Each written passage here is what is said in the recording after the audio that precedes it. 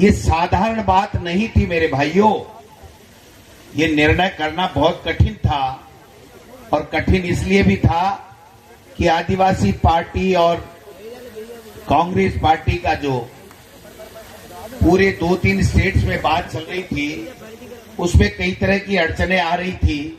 तो ऐसे में हमारे अखिल भारतीय कांग्रेस कमेटी ने निर्णय किया कि राजस्थान के बारे में निर्णय हमारे प्रभारी रंधावा साहब करेंगे। और आप सबने देखा कि रंधावा साहब ने वो निर्णय किया कि अच्छे अच्छों की पिंडली दूजने लग गई, और देश के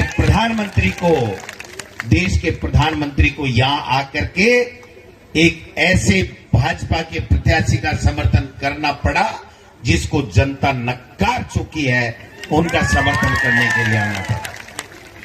यहां पर जिग्नेश मेवाणी जी भी, जो देश के बहुत ही होनहार नेता और जो जब बात रखते हैं तो मैं समझता हूं कि क्रांतिकारी विचारों के जनक हैं। जिग्नेश मेवाणी जी भी आए हैं, हमारे वरिष्ठ नेता ताराचंद भगोरा साहब भी हैं, हमारे दिनामा साहब भी हैं, हमारे उमेश जी डामोर साहब भी हैं, एमएलए साहब राम प्रसाद जी इंदौर भी हमारे साथ में एमएलए थे, वल्लभ जी पाटीदार हमारे जिलाध्यक्ष कांग्रेस के हैं, हमारे अखिल भारतीय कांग्रेस कमेटी के सदस्य भाई दिनेश जी खोटनिया साहब भी हैं, हमारे जिलाध्यक्ष रमेश जी पांड्या साहब भी हैं, शंकर जी यादव, अनुतोष जी जो हमारे बाप पार्टी के अध्यक्ष हैं, असरार अहमद जी, शंकर लाल जी आहारी जी, और तमाम आदरणीय सम्मानित मंच और हम सबको, आप जो सामने बैठे हो, मंच पे बैठाने वाले हो, आप सबको प्रणाम करता हूं, सैल्यूट करता हूं, नमस्कार करता हूं, जय जोहर करता हूं। भाइयों, हम यहां 10:30 बजे पहुंचने वाले थे, लेकिन आपको तो पता है कि अभी बीजेपी में क्या चल रहा है, देश में क्या चल रहा है। रात से आए बैठे हैं मुख्यमंत्री जी और कह दिया डोटासरा जी और रंधावा जी को लेट कर दो, इनका प्रोग्राम नहीं होगा, इनकी मीटिंग नहीं होगी, इनका मैसेज खराब चला जाएगा।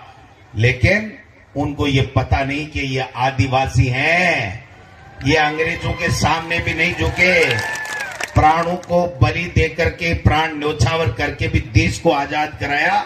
ये इस बांसवाड़ा डूंगरपुर को भी बीजेपी से आजाद करा के छोड़ेंगे, आजाद करा के छोड़ेंगे, ये मैं कहना चाहता हूं।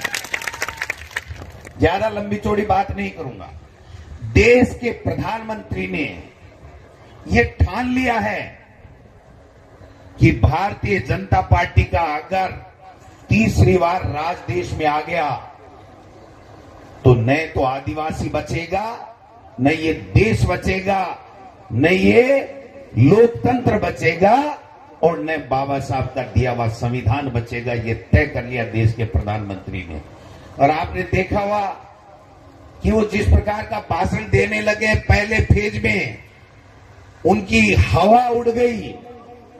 वो 102 में से जहां अधिकतर सीटें अपनी मान रहे थे, 30 सीटें भी उनकी आने वाली नहीं है।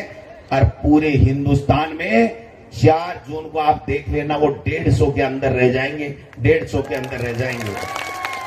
ये 400 पार इसलिए करना चाहते हैं भाइयों कि इनको संविधान बदलना है, आपके वोट का अधिकार समाप्त करना है, आपका आरक्षण समाप्त करना है, और आदिवासी कोई उन्नति नहीं कर सके, उनका बच्चा पढ़ नहीं सके, उनको कोई सुविधाएं नहीं मिले, इस प्रकार की व्यवस्था करने का ये काम कर रहे हैं।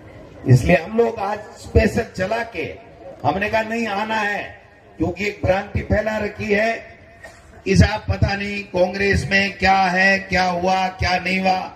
मैं आपको स्पष्ट कह देना चाहता हूं इस मंच के माध्यम से, कांग्रेस पार्टी ने तय कर लिया है कि यहां से भारतीय जनता पार्टी के उम्मीदवार जो हमारे साथ गद्दारी करके गया है, उस महेंद्रजीत मालवीय को सबक सिखाना है, उसको हराना है। क्योंकि जिस व्यक्ति को सरपंच बनाया, पता नहीं क्या क्या बनाया, एमएलए बनाया, मंत्री बनाया है। और वो आज हमको आंख दिखा रहा है और भारतीय जनता पार्टी को गालियां देता था कल तक। वो उसकी गोद में जाकर के बैठ गया और अपनी मां के साथ में उससे गद्दारी की, अपनी पार्टी के साथ में उसने गद्दारी की है। इसलिए मैं आपसे निवेदन करने आया हूं, हमने बड़ा सोच समझ के फैसला किया है। मैं मेरी कांग्रेस पार्टी के तमाम कार्यकर्ताओं, तमाम नेताओं से आग्रह करना चाहता हूं कि ये चुनाव ये केवल कांग्रेस, बीजेपी और बाप पार्टी का चुनाव नहीं है, ये देश का चुनाव है। बहुत सोच समझ के फैसला किया गया है। तमाम लोग एकजुटता के साथ में 26 तारीख को राजकुमार रौत और बाप पार्टी को, इस गेडिया को जिता करके लोकसभा में भेजने का काम करें। और जो कांग्रेस पार्टी के आदेश को नहीं मानेगा वो कांग्रेस पार्टी में नहीं रहेगा। भाइयों, कांग्रेस पार्टी में नहीं रहेगा, ये तय करना है। ये कोई तमाशा है? मर्जी है तब जिसने कांग्रेस के हाथ के निशान के ऊपर चुनाव लड़ा, या तो मालवीय की तरह चला जाए। और यह कांग्रेस पार्टी जब बाप को समर्थन दे रही है तो यहां से बांसवाड़ा और डूंगरपुर में यहां से गेडिया को जिता करके लोकसभा में भेजने का काम करे। ये एक संदेश देने के लिए हम लोग आए हैं। आज कितने नीचे स्तर पे उतर गए देश के प्रधानमंत्री, सोचना नहीं चाहिए हमको? हिंदू मुस्लिम करने लग गए कि सारा का सारा मुसलमानों को दे देंगे। मैं कहता हूं देश के प्रधानमंत्री को यहां आकर के अगर उन्होंने भाषण दिया तो हमारे इन आदिवासी भाई बहनों को क्या देंगे, ये बात करनी चाहिए थी, न कि इस देश में नफरत फैलाने की राजनीति करनी चाहिए थी। देश में नफरत फैला करके, देश के टुकड़े टुकड़े करके वो अपने सत्ता